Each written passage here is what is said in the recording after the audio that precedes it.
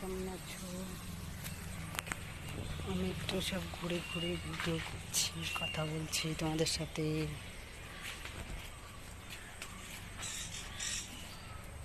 একটু ঘুরে ঘুরে বেড়াচ্ছি।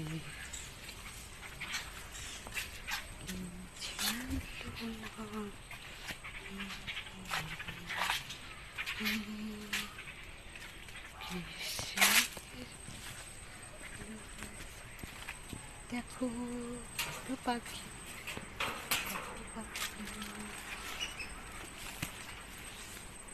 পাখি